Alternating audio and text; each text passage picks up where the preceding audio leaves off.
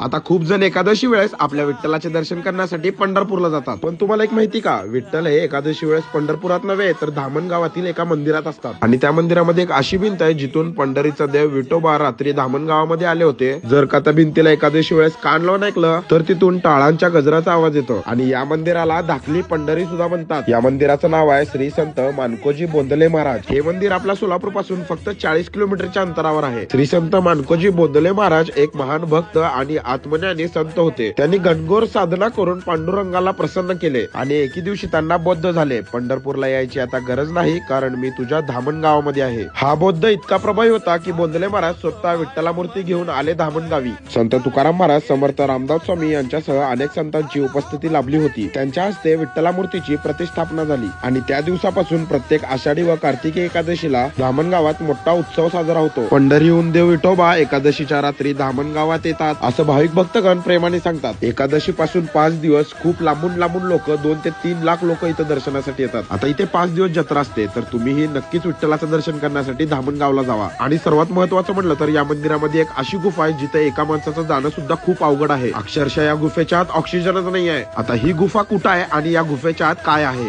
हे सांगतो तुम्हाला नेक्स्ट ब्लॉग मध्ये. म्हणूनच व्हिडिओ आवडला असेल तर लाईक करा आणि अशाच नवनवीन व्हिडिओ पाहण्यासाठी आताच आपल्या पेजला फॉलो करा.